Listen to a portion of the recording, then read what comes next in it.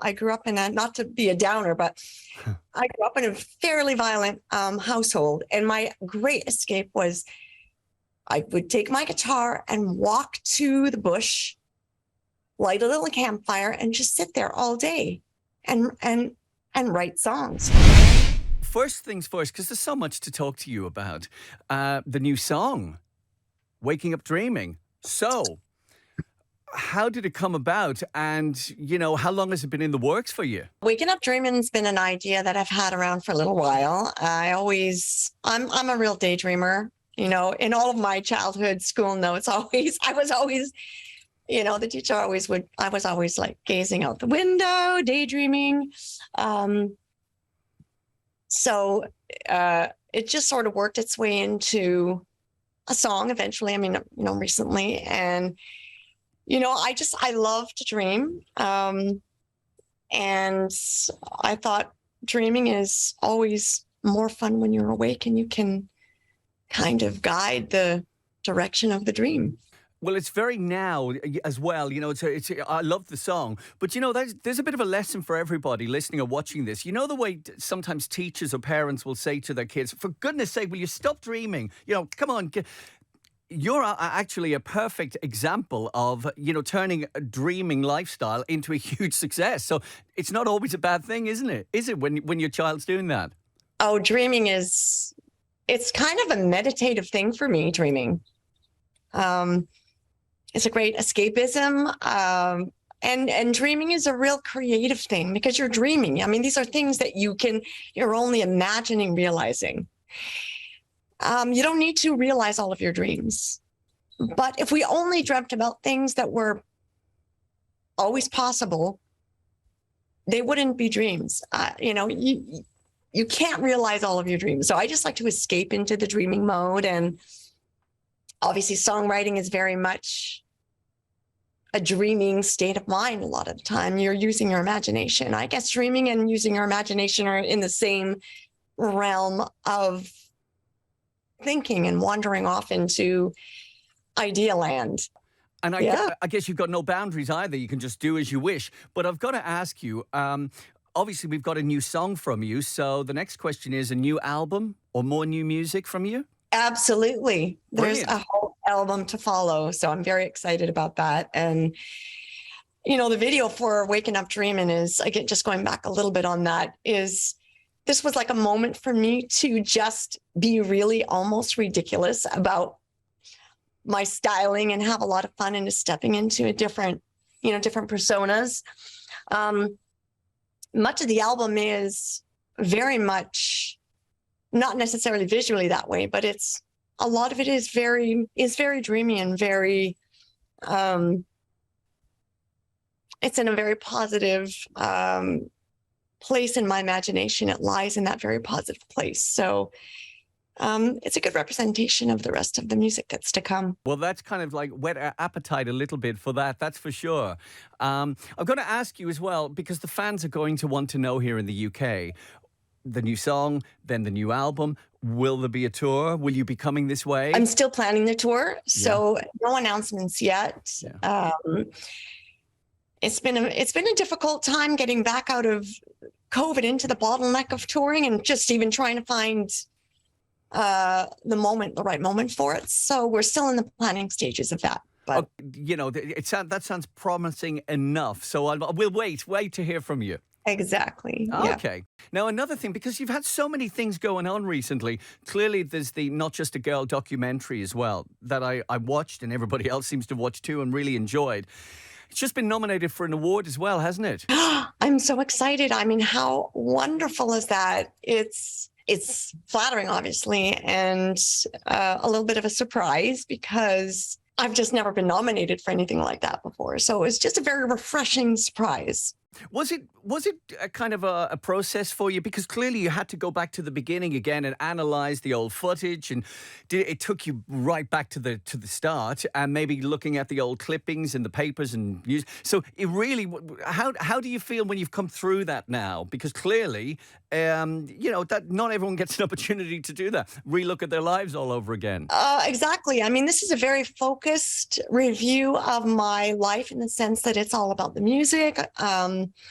it doesn't touch too much on my personal life. It is really, I wanted it to be focused on the elements of my life, or the elements of my life that were related to my career. And it was really fun. Now at my age, 57, I'm looking back at when I was 7, and going, wow, this is, because when you're a kid, you're not really realizing even the potential of where your talent will take you, or what the possibilities even are. So now looking back, I had a lot of fun reflecting on my child self and what I was thinking at the moment. And it was amazing how I'd actually recalled the way I felt in moments. Sure. And it was great. It was really great to connect all the dots and to feel the sense of achievement from, where I began to where I am now. It was really unbelievable and rewarding. It was like, wow, I really came a long way. It was satisfying to see it, to watch it myself. One thing that came through, though, very loud and clear for me watching was you weren't going to be messed around, right? You weren't going to be, listen, you're going to wear this, or you're going to look like that. Or, I mean, that was, and you were ahead of the game to a huge extent, weren't you? Because especially for women in the industry, there was, I would have imagined then there was a lot of control, and, you're going to dance to our tune, and you said no. And that was, groundbreaking back then. I think a lot of that is attributed to the fact that I was already 30 when I had my first hit. So I was in my late 20s already when I was in that real, first videos, my first recording contract. And I was, I had the maturity to have genuine conviction behind how I was seeing things, because I'd already been in the industry for so long. I had a lot of experience as far as what I saw for myself. There was no guessing around, no time to mess around, because I was, I literally didn't have the time to mess around. And again, I had the maturity to demand certain respect that is more difficult to demand when you're 20 or you're a teenager. So I think a lot of it was that. And then it was also very do or die for me. I didn't have parents anymore. They died when I was younger. So there was nothing to go back to. I had no money. I'd already decided that music was my life. So I didn't go to college. I mean, it was a do or die. So that sort of, not tunnel vision, but that focus was out of determination, sheer determination.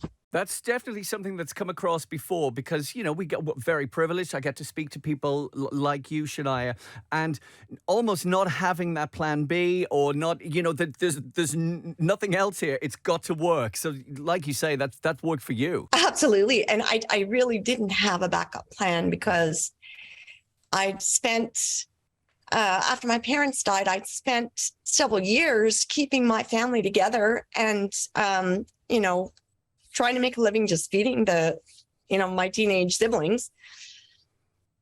So I didn't get back to pursuing a recording career, like I said, until later in my 20s. And now I'm like, okay, there's no more time to waste. I cannot fool around. There is, this is a no joke, no play scenario. And it's got to work. Like you said, it just had to work. And it did. So that's that's fantastic. And I had to work. I had to work my butt off. That applied to me as well. It didn't apply just to my attitude. It applied, as far as what I demanded or expected or directed to happen. It was my own work ethic. And I pretty much worked myself to the bone to make it happen. And even if you do get a hit, you don't know if you're going to be a one-hit wonder. Yeah. Or, I'm sure that anybody with one hit in their entire career planned on just having one hit. I'm sure they planned on having many hits. I don't think that the plan there is no real plan. I mean, your own conviction and your own work ethic is probably a very strong and recommended base to have. Yeah. Anyway, I mean, why not? I think it's just good. But there is no paved road. I think it's every individual artist. The road kind of displays itself or lays itself out as you go. I wanted to ask you, though, about Come On Over. It's celebrating a big anniversary very soon, 25th. And with so many hit songs on there, it kind of goes back on what you just said a moment ago by saying you never know what's going to happen. If you have one hit, will you have a second? But I wanted to ask you, as someone, an artist like you, who's had an albums like that just have hit after hit after hit, when you're recording them, do you know then that they're special? Because that was you've had some incredibly special albums, haven't you? I know when a song resonates with me and when I'm really moved or loving it, whether it's the melody or the story or if I'm writing lyrics and they make me laugh, for example, then I know if it triggers me, then I can often that's my only guide, really, to be honest. Sure. If I'm triggered and I'm feeling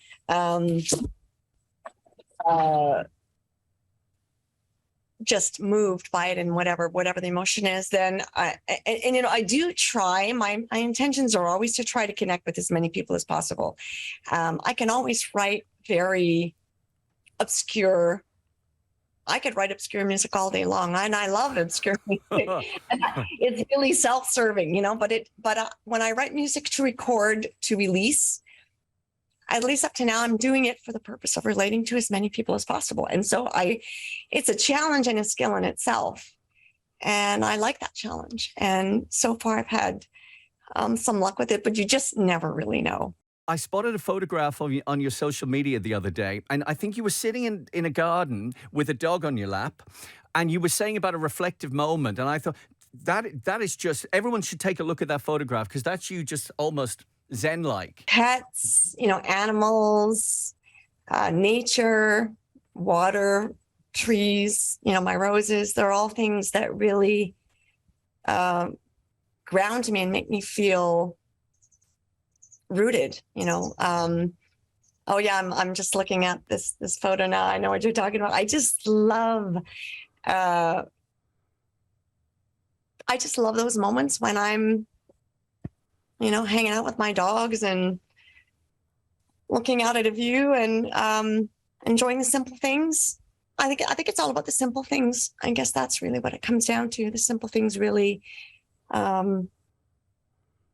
allow me to dream, going back to that dreaming, and just my imagination starts to fly away and wander off into great places. Well, I think a load of people, possibly ones who wouldn't have done it before, since the pandemic and all the disruption, have realized that sometimes you need to just step away, get some, countryside walk, or go to the beach, or, just take it in, because you never know what's going to be happening next. You have to do it as much as possible. You really, really, really do. And I think I learned to appreciate that sort of solitude of just being alone with nature or animals. From when I was a very small child, I grew up in not to be a downer, but I grew up in a fairly violent household. And my great escape was I would take my guitar and walk to the bush, light a little campfire, and just sit there all day and write songs. From a very young age, I did that. From 10 years old, I did that. And this was a great escape. I would really take my entire self to another planet almost. And I still need that today, whatever's going on. It doesn't have to be a crisis, but it's just my go-to meditation, I guess, just nature and animals. Couple of things that I wanted to just run past you. We're running a Smooth Country Icons chart, and you have had thousands of votes. I mean, of course, that's what I would have expected, but that's what's happened this time. So have you any little message for, your fans in the UK, or the ones who would have taken the trouble to vote for you? Oh, I would just say thank you. I mean, how fabulous is that? It was always my goal in life to be an international artist. Starting out in Canada, I had never seen any other part of the world, any of my youth. I was an adult before I ever went across the border, and that was just to the US. So my dreams, again, I was always dreaming about, I wonder what it's like, on the other side of the pond or anywhere on the other side of the globe. And so to now know that I have people voting or even thinking of me or listening to my music or being a fan in the UK is really, that never gets old.